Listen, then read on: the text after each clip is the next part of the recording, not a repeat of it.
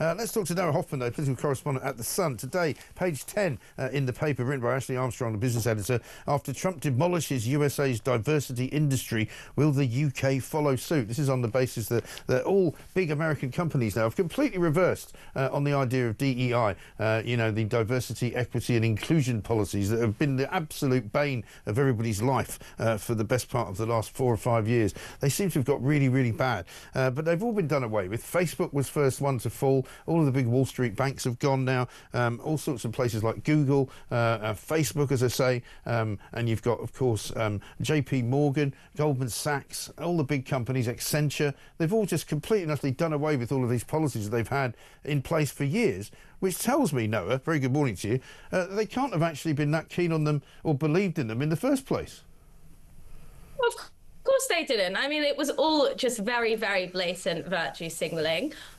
They were following the direction of the government because in the US at the time, if Joe Biden's administration was very in favor of these types of policies, well, they would be in favor of Joe Biden so that he can sort of set laws and regulations in a way that best suits that company. Not that that necessarily happened, but it was absolutely fake. It was complete virtue signaling. And the moment you get a new president who has views to the complete opposite, they all suddenly change. We all knew that this was fake, but it's just so funny to see it in real time. It really is. But there's a few sort of hiccups as regards to this side of the Atlantic, because one of the things in Ashley's piece today, she points to global accounting firm Deloitte has told employees in the US to strip their gender pronouns from their emails, he, him, she, her, they, them and all that. But in Britain, apparently, in Deloitte offices, they're keeping them. So I think the UK has always been different to the US in terms of just how much this culture was adopted. So the US has always, in this space, worked more in extremes than the UK. I don't think we ever reached the point that they did in terms of how far they took this. But equally, now in the other direction, companies aren't retracting as fast because they never went to such an extreme level. So I'm not surprised to see that because it is just a different sort of cultural vibe here. Yeah, do you think it won't change here, though? Because somebody put it to me yesterday, I was on Jeremy Carl's show, and they said, is it possible that we're kind of 4 years behind on the cycle of DEI, whereby, 4 years ago, at the beginning of Biden's administration, they did all this, and now people are so fed up with it in America that they voted Donald Trump in. Could we go in that same kind of direction so that we're at the start of that cycle and maybe in 4 years' time we'll be ready to elect reform? I don't know necessarily if we're at the start. I think we have sort of entered the post-woke era, so to speak. So I think it is on the way out in the same way it is in the US. I just think it never got as intense, and in the same sense, it's never going to retract as much.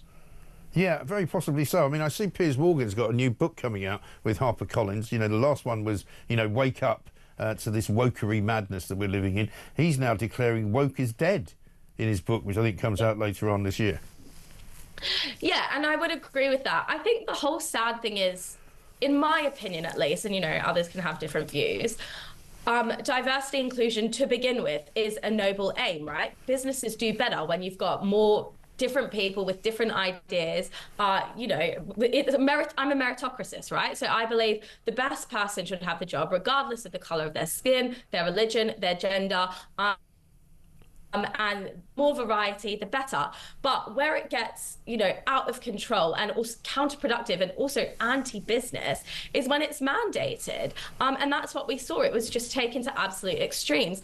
And so I hope, and Ashley mentions this in her piece as well, I hope we don't go too far back in the other direction, in the sense that, people won't even think about offering a woman a job because they think, how can a woman be as good as at XYZ as a man? That would be a terrible mistake.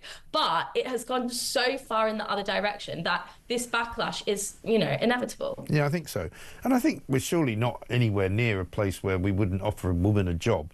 I suppose you're more likely to maybe not offer a job to somebody who tells you they're a woman when they're actually not. I mean, maybe that would be not a terrible development development if we went down that road. But I agree with you, Mike. I was encouraged as well with the story today that Disney is now ditching its woke warnings on its movies, because they even went through this mad period where there were warnings on Dumbo, the cartoon film, because of a group of crows that had stereotypical black voices. Jungle Book slapped with a warning that talks about negative depictions or mistreatment of people or cultures.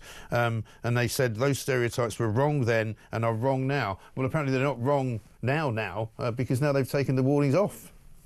Yeah, I mean, the whole thing was just ridiculous. You know, we live in a big, scary world. Like, when you walk down the street, you're going to see things you don't like. You don't need Disney to tell you that a film is of its time. And I'm sure there are, you know, elements of movies made in the past, whether it's Disney or not, that, you know, perhaps not seen as super sensitive today. But I think humans are smarter than needing, you know, signposting to tell them.